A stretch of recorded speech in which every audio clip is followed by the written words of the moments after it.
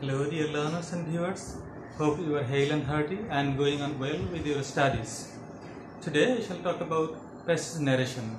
In fact, I shall discuss some important techniques of passage narration. These techniques are really very important as well as very interesting. But if you don't know how to use this technique, perhaps you might be puzzled while doing passage narration. Okay, let's see the techniques. First one, vocative case, and then the words excuse me, and then I shall talk about additional words, phrase or clause in reporting verb, and finally I shall talk about a single word. I mean, sometimes for a single word you have to construct a full sentence based on the previous sentence. Okay, let's see.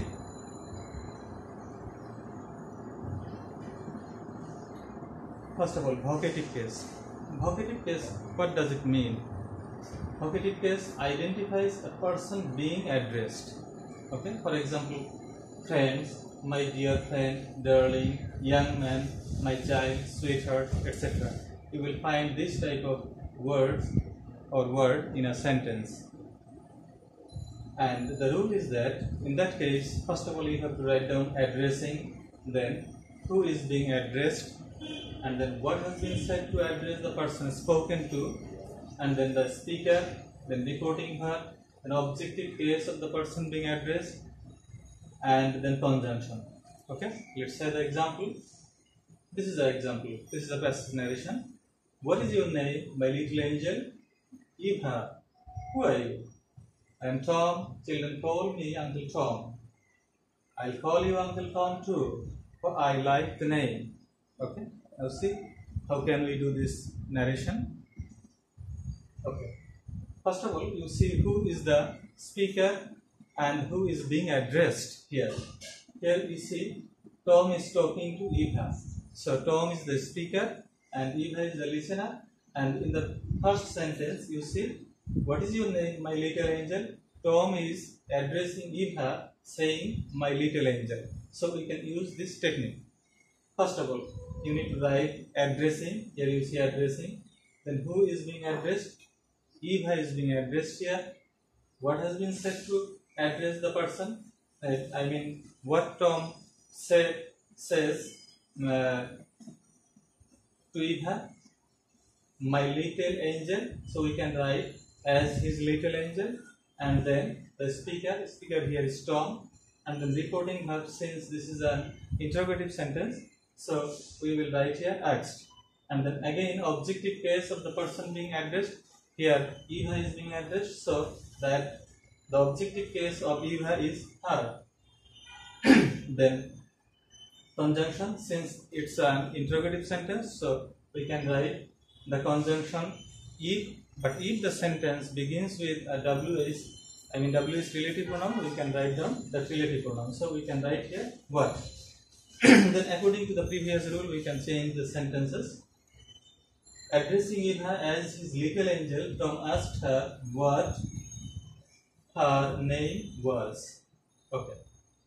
Then Eva, you see, it's a word, but you know, word, this is not a full sentence, so we have to write down the full sentence. For example, if I ask you what is your name in spoken English, you can say my name is, you can say Rina.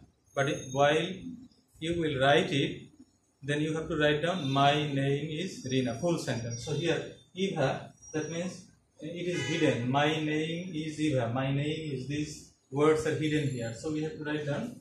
Then replied that my name is, that means her name was Eva. Who are you? Then Eva is again asking Tom. So then she asked him who he was. Okay, Tom, I am Tom. Now Tom is replying. So we can say Tom replied that he was Tom. And then he added that children call me Uncle Tom. And added that children call me Uncle Tom.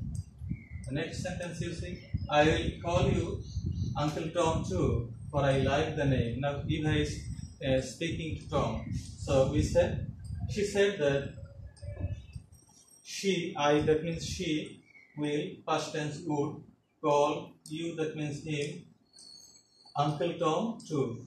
For I like the name. You can also write instead of for because she liked the name. So here you see how to use addressing in a vocative case. Okay.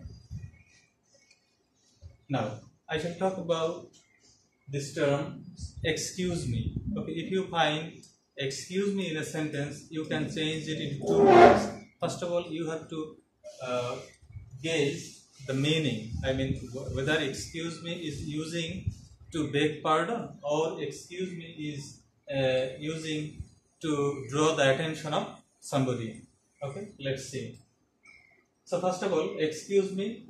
Instead of excuse me, we may use apologize if the speaker or the listener begs pardon or feels sorry for his or her action.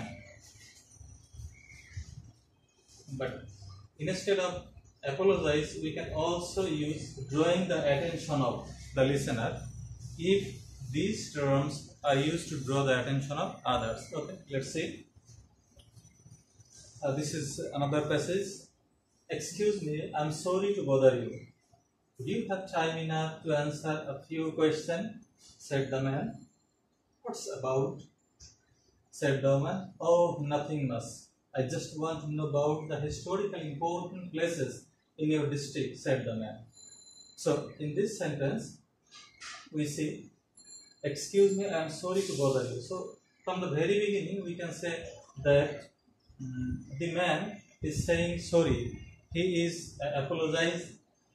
apologized to the woman. So, instead of drawing the attention, now we will use apologize, this term. Okay, so see the answer. Here, the man is the speaker and he is talking to the woman. So, we can say the man apologized to the woman and said that I am sorry to bother you. That means he was sorry to bother her. Would you have enough time to answer a few questions? Said the man. The man again asked. Okay. Then he asked if he would have enough time to answer a few questions. Okay. Then the woman said, "What's about?" That means the woman is again asking him a question. She asked him what it was about. Okay. Then the man said, "Oh, nothing much." So, oh, this is an exclamation. So we can say he exclaimed with pleasure that nothing much. That means it is nothing much. So it was nothing much. And added that I just want to know about the historical important places in your district. That means he just wanted to know about the historically important places in your, that means in her district. Okay. So here you see how can we use excuse me, this term in passive narration. Okay, then again, excuse me, would you please tell me the way to the nearest inn? Said the stranger. Yes, there are many inns in this area, but if you want a good one, go straight and then turn left, and after 150 meters you will find a decorated two-story building, and that is the best inn in this locality, said Rohit. Thank you. So here you see, in this sentence, this terms, excuse me, is using to draw the attention of someone. Here you see, the speaker is the stranger and listener is Rohit. So the stranger is trying to draw the attention of Rohit because he wants to know something, know some information, some pieces of information. Okay. So here, instead of apologize, we can use drawing the attention. So you see, instead of excuse me, we are now writing drawing the attention of Rohit. Now the speaker, the stranger, would you please tell me the way to the nearest inn? Would you please, this term is used for a polite conversation. So we can say, the stranger politely asked him if he would tell him the way to the nearest inn. Okay. Now, yes, there are many inns in this area, but if you want a good one, So this sentence is said by Rohit. So we can say Rohit replied. Instead of yes, we can write down in the affirmative, or we can say replied that he would. Okay, then and added that there were many inns in that area, but if you, that means the stranger, if he wanted a good one, okay, you see, if you wanted a good one, go straight. That means you should go straight. So here we have to write down you should go straight and then turn left, and then turn left. And after 150 meters, you, that means the stranger, he would find a decorated 2-story building, and that was the. So here you see, and that was the best inn in that locality. Okay. So here you can do another thing, and that is 150 meters. He would find a decorated story building. Okay, and here you see, and that is the best inn in the locality. Here Rohit is emphasizing that there are many inns, in that area, but that one is the best, and that's why we can write down also and emphasize that. Now there is a problem here in the sentence. You see, there is a that, and again you are using a relative pronoun that. So if you find two that, one after another, then the second that would be converted to it. So we can write here, emphasize that it was the best in that locality. Okay, thank you. Then the stranger thanked him. Now, another technique, additional words, phrase or clause in reporting verb. Okay, you see, this is an example. Follow my example. She said as we shook hands. She said as we shook hands. This is reporting verb, and in this reporting verb, here you find as we shook hands. This is additional words. Okay, it's in that case we have to write these additional words or phrase or clause from the very beginning. Okay, and never eat more than one thing for luncheon. I will do better than that. I said, I'll eat nothing at dinner tonight. Humorist, she cried gaily, jumping into a cab. Here, one thing is very interesting. Humorist, this is not a full sentence. So, in the previous examples, I have mentioned that you have to write down the full sentence, or you have to imagine that this is a full sentence. And what would be the full sentence? Humorist, that means you are a humorist. Okay, now let's start to solve the problem. Okay. So, as I mentioned, first of all, you have to write the additional words. As we shook hands. As we shook hands. Okay. Follow my example. Now, the lady is advising the writer. Okay. So, we can write, she advised me. Since this is an imperative sentence, we can write conjunction to follow her example. And never eat more than one thing for luncheon. Okay. I will do better than that, I said. Okay, this is very interesting. Okay, the lady, after exploiting the writer, is now giving advice to him, never eat more than one thing for luncheon. So this is one kind of what I should say, mental torture. You can give a mental torture to others saying something. So the writer became angry. At the same time, he is very polite. So we can use, instead of reply or say or tell, we can say retort, because retort means say something in answer to a remark, typically in a sharp, angry and witty manner. So we can say, she advised me to follow her example and never eat more than one thing for luncheon. I'll do better than that, I said. I retorted that I would do better than that,